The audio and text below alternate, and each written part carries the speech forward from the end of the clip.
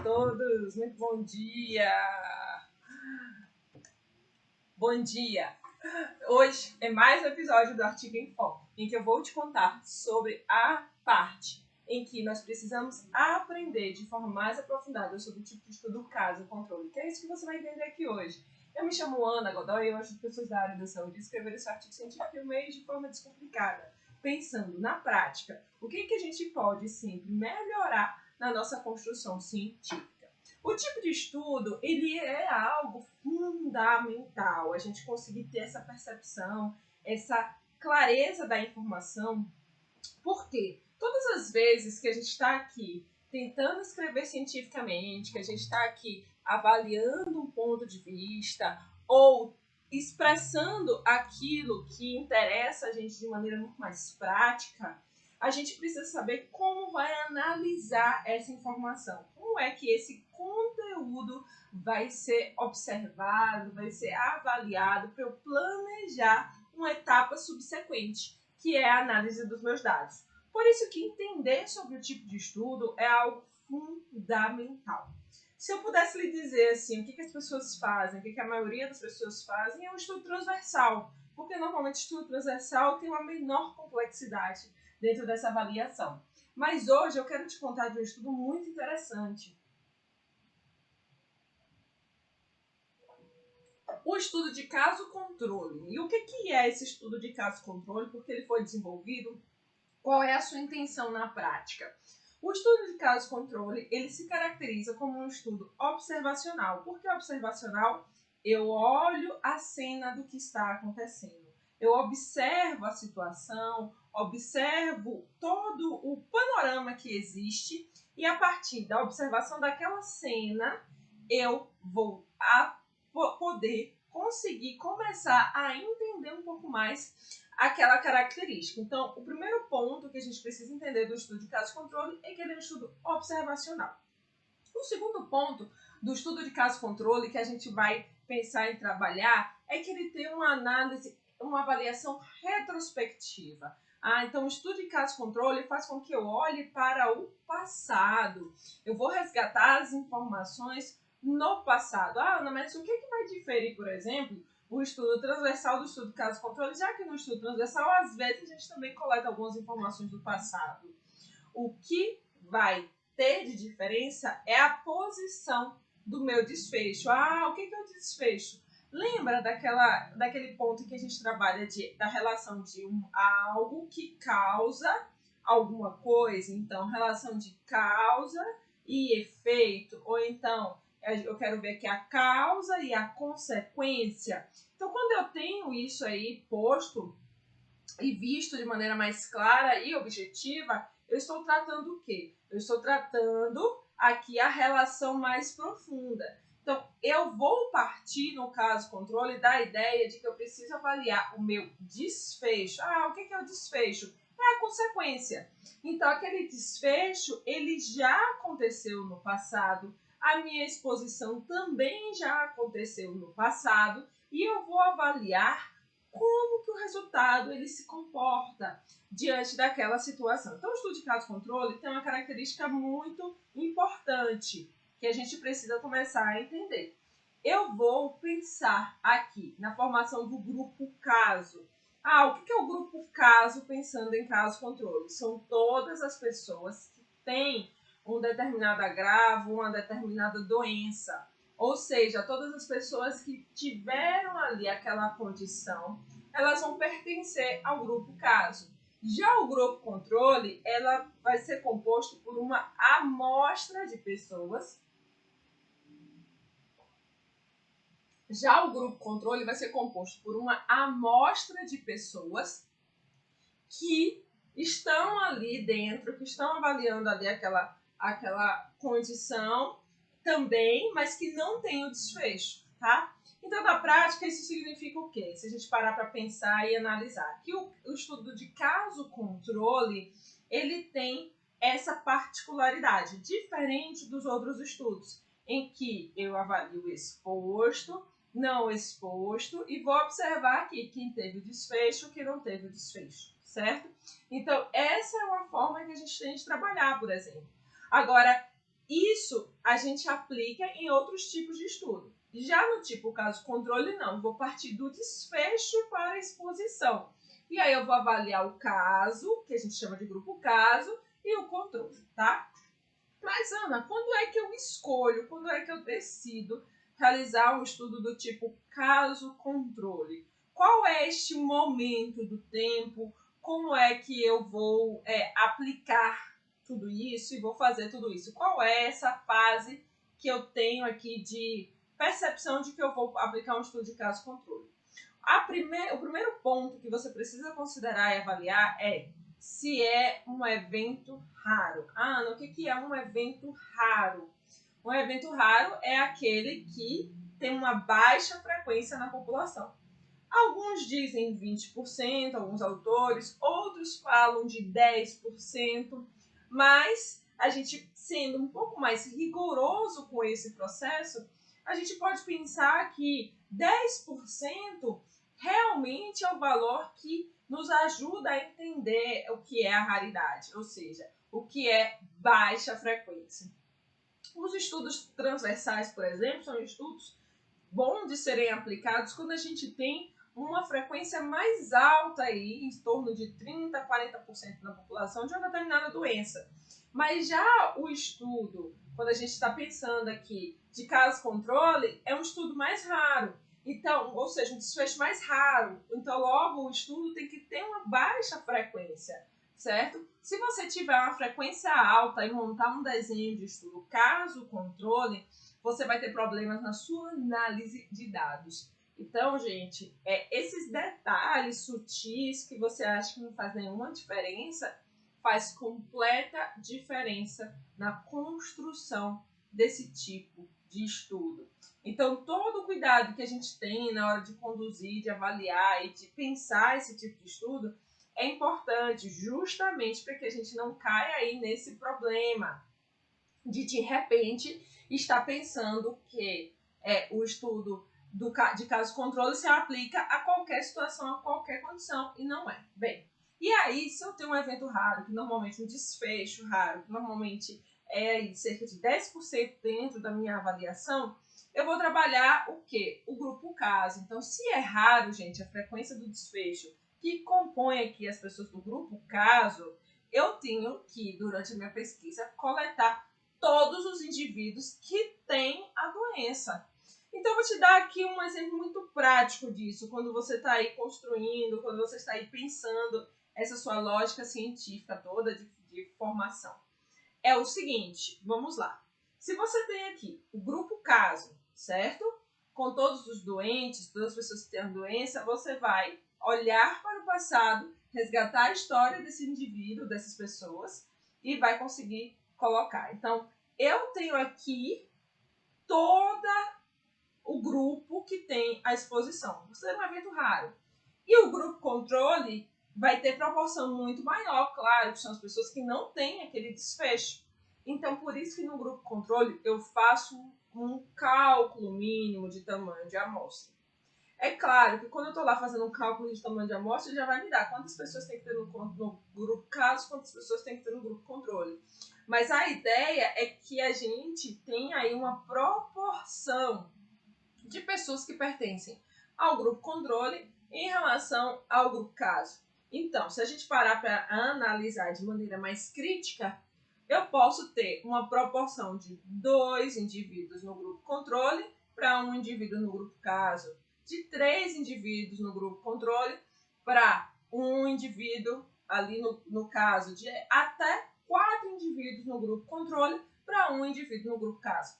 Então, o estudo de caso-controle, ele ajuda a gente a perceber esse tipo de evento. E por quê, gente? Agora, imagine que você tenha que realizar um estudo de coorte para acompanhar a ocorrência de um evento raro. E imagine que esse evento demore para acontecer. Então, qual é a probabilidade de você conseguir saber de fato ali quais são os fatores de risco para aquela doença? Então, o desenho de caso-controle, ele vem nessa tentativa de solucionar esse ponto de observação. O que é que eu não consigo responder? O que é que eu não consigo avaliar dentro desse processo se eu fosse conduzir outro tipo de estudo, se eu fosse fazer um tipo de estudo de coorte ou até um tipo transversal, será que eu ia ter uma amostra suficiente? Então eu caminho aí para o estudo de caso-controle, certo? Então ele tem essa natureza longitudinal justamente porque eu coloco meu olhar para o passado.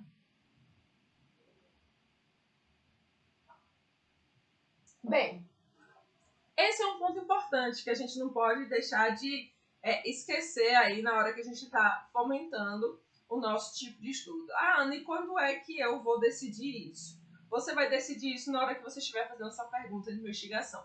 Por isso que é tão importante a gente ter clareza da nossa pergunta, a gente saber exatamente o que a gente quer, porque se a gente não traça o tipo de estudo correto, os resultados saem todos distorcidos. Você não vai conseguir desenhar e avaliar e tratar o seu artigo científico de uma maneira tão clara, de uma maneira tão objetiva. Então, assim, o que eu quero te dizer com isso? É que se você está aí pensando esse caminho, se você está aí traçando, planejando realizar um estudo de caso-controle, você precisa conhecer um pouco mais detalhes desse tipo de estudo. Agora, o segundo ponto aqui que a gente precisa tratar dos tipos de estudo caso-controle é a fonte dos dados. Existem dois caminhos que a gente pode fazer o estudo de caso-controle. Ou o estudo de caso-controle populacional, em que de base populacional, comunitário, em que a gente vai lá para a comunidade, coleta os dados, e aí a fonte do caso é muito parecido geograficamente com a fonte do controle, ou um estudo de caso-controle de base hospitalar, em que a gente coleta no mesmo local ali que a gente identificou o caso, o controle, muitas vezes isso é dentro do hospital. Então ele não vai ser de base populacional comunitário, ele vai ser de base hospitalar. A gente precisa distinguir. É muito comum acontecer quando nós estamos trabalhando no serviço, fazer esse tipo de estudo, porque a gente consegue identificar alguns problemas. Já que os grupos são controlados, eu não tenho a opção de fazer randomização no estudo de caso-controle? Não. Não tem a opção da randomização. Porque a randomização é um sorteio para que eu tendo uma pessoa no grupo, uma pessoa que tem uma exposição e não tem exposição, que vai receber uma intervenção e que não vai receber uma intervenção. Então a randomização parte do princípio aqui, do começo do processo. O indivíduo, ele está aqui no começo e eu vou acompanhar. Vou oferecer uma intervenção, por exemplo, que é controlada. Então, a randomização é para garantir que ele receba adequadamente isso, tá? Já o grupo caso-controle, o desfecho e a exposição, eles já aconteceram. Eu não vou acompanhar. Então, não há possibilidade de você aplicar uma randomização só porque existe o controle. O controle aqui é diferente do controle lá no estudo de intervenção. No estudo de intervenção, o controle ele tem o foco de ser o grupo que não recebeu a intervenção.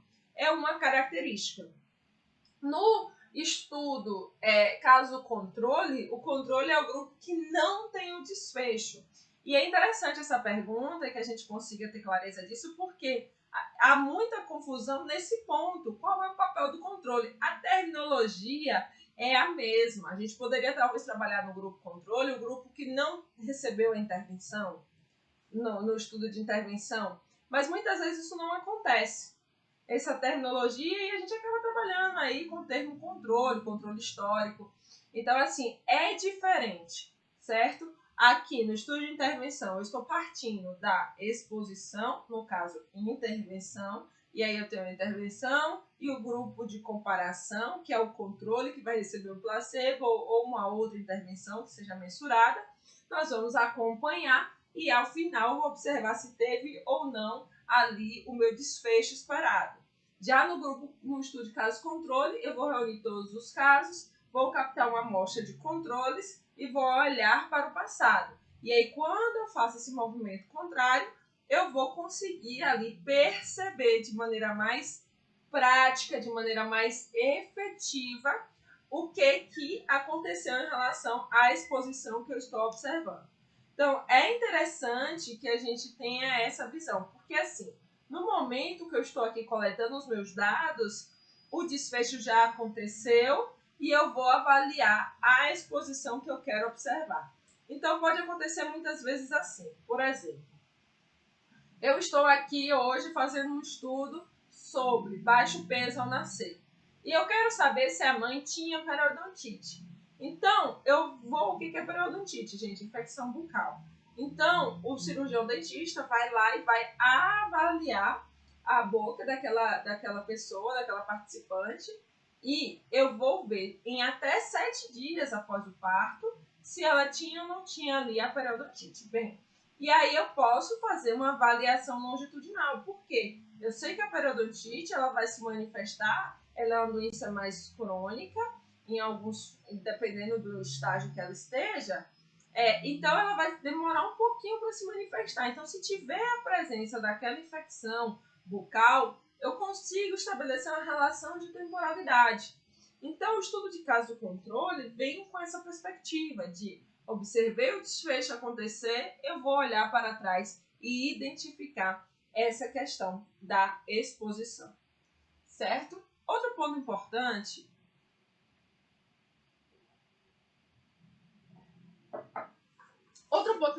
que a gente não pode deixar de considerar quando nós estamos aí trabalhando, tratando a informação científica, especialmente do caso controle, é sobre pareamento.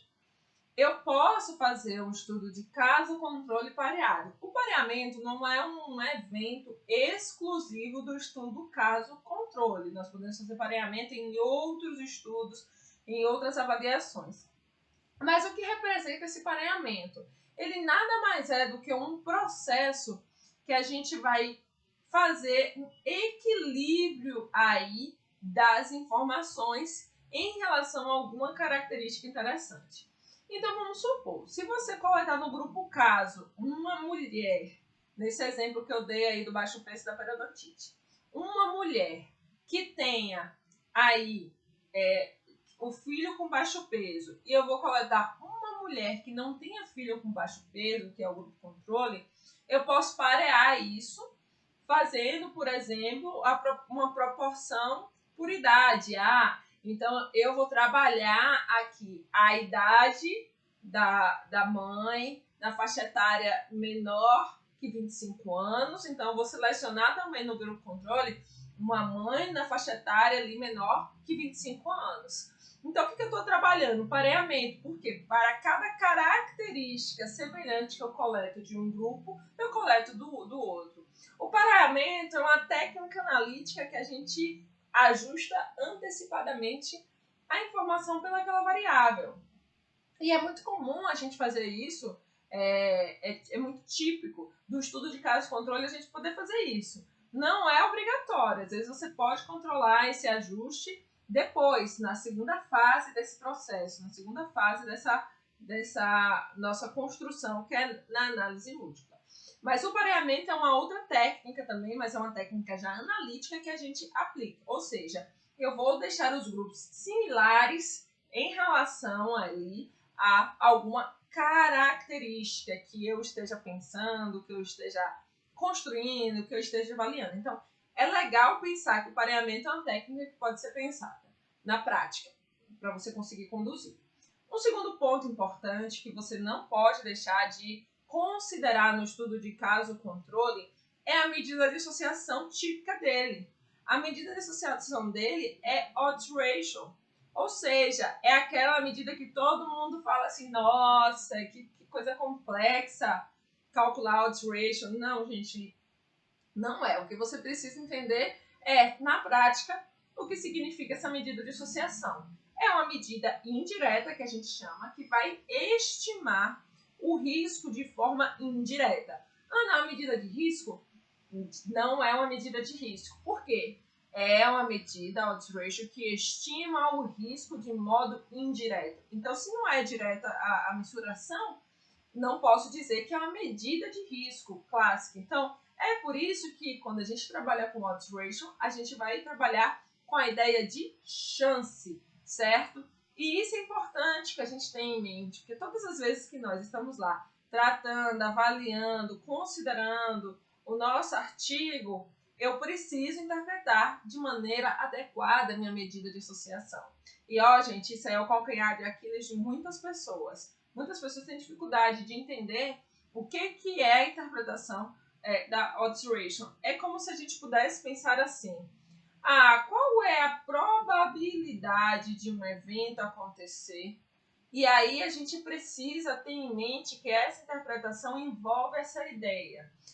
Então quer dizer que as crianças que nasceram com baixo peso as mães das crianças que nasceram com baixo peso têm maior chance de estarem expostas à periodontite quando comparadas às mães que as crianças não nasceram com baixo peso. Então você precisa lembrar dessa construção, que existem dois grupos aqui do desfecho e que você vai observar a exposição. Então é típico, é tradicional essa interpretação nos estudos epidemiológicos. E quando eu trato disso, e quando eu abordo isso na nossa forma de entender a medida de associação, eu torno muito mais fácil e aplicável no meu dia a dia essa minha construção científica. Então, se você estiver pensando aí em conduzir um estudo de caso-controle, lembre-se que a sua medida de associação é a odds ratio.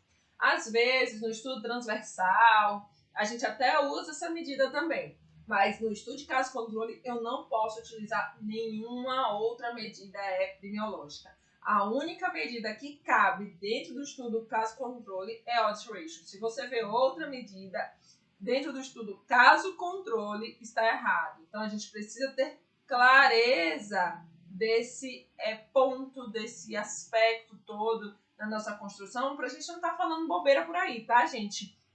Então, o estudo de caso-controle tem essa característica. Ana, eu consigo fazer um estudo de caso-controle com um banco de dados secundários? Com dado secundário? Consegue. Consegue se for um estudo populacional. Se você tiver uma base da população, você consegue estimar, sim, o grupo caso, ou seja, por exemplo, todas as pessoas que faleceram devido a um evento, e você consegue também desenhar o grupo controle. E aí, para isso, você precisa ter os bancos de dados para conseguir avaliar isso com maior nível de detalhamento, com as informações e com tudo que você vai estar tratando e considerando. Então, é importante, sim, que você tenha clareza que o desenho de estudo ele pode ser ajustado ao banco de dados que você tem, desde que você atenda o pressuposto. O banco de dados populacional, tá, gente? Por que eu estou te falando populacional? Porque tem toda a população, então é mais fácil você identificar o grupo caso, o grupo controle e conseguir construir isso pensando em um recorte amostral dentro de um dado secundário, tá? Então, isso não é impossível de ser realizado nem de ser conduzido. Agora, o que eu quero te dizer, quando a gente pensa na prática, o caso controle, é que às vezes a gente fica achando que é só lá no momento da coleta de dados. Ou seja, que eu estou no hospital, que eu estou na unidade de saúde, que eu estou numa comunidade, e não é.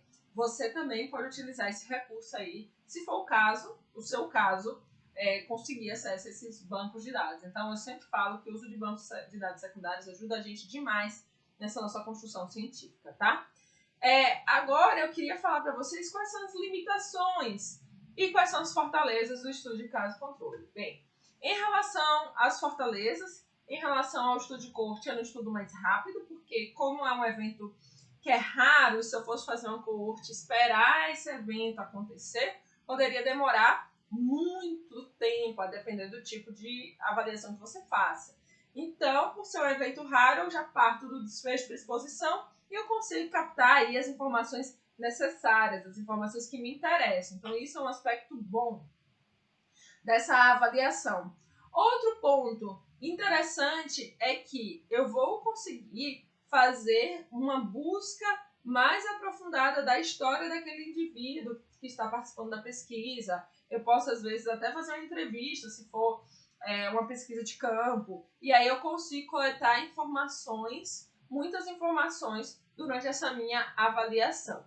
certo? Agora, as desvantagens, quando eu estou pensando no estudo de caso-controle, existem algumas. Bem, a primeira é que não existe uma medida de frequência para o estudo de caso-controle.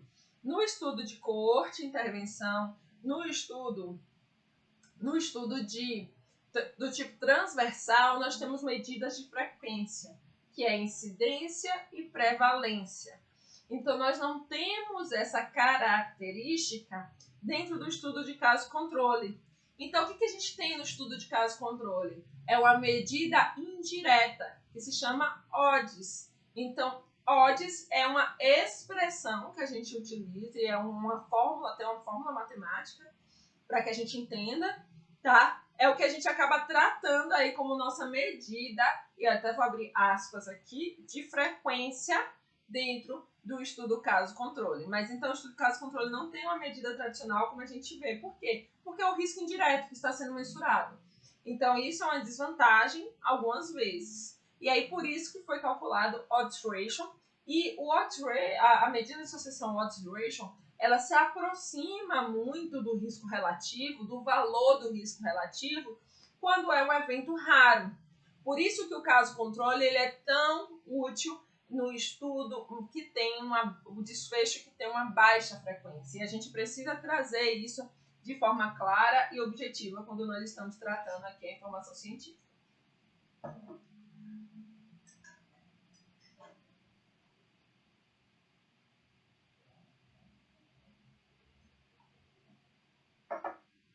Outra desvantagem é o custo, porque muitas vezes o estudo de caso-controle ele também é um estudo de alto custo comparado ao estudo de prevalência, mas ele é mais barato do que o estudo de coorte.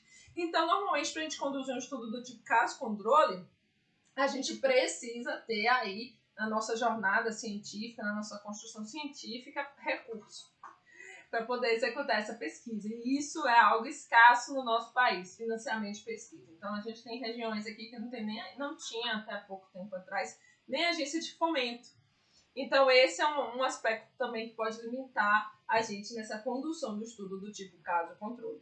Eu sempre gosto de falar um pouco sobre essas características de maneira assim introdutória para que vocês entendam que na hora que você está conduzindo a pesquisa, nós precisamos ter atenção. E aí, como é que eu trago isso para o artigo científico?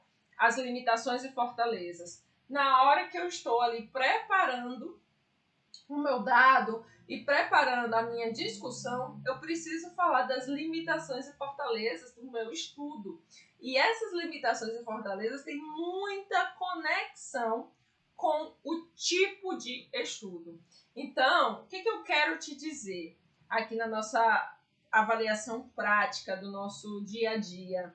É que se você não reconhece quais são os problemas que você tem dentro do tipo de estudo que pode causar um problema e a questão da condução, de como você conduz tudo isso, acaba gerando aí uma distorção desse processo, acaba gerando a distorção da informação.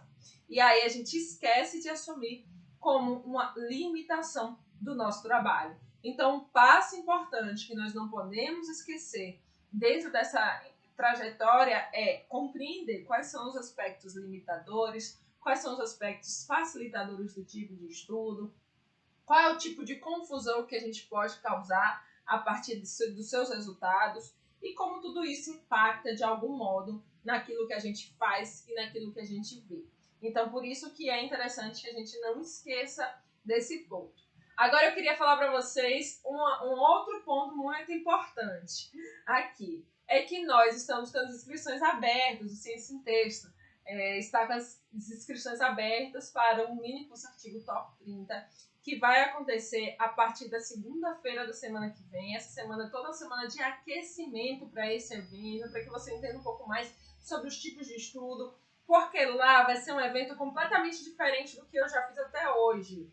Então, vai ter muita novidade, são 6 encontros. Nós teremos os encontros em que a gente vai aprender o método de escrever artigo científico em 30 dias.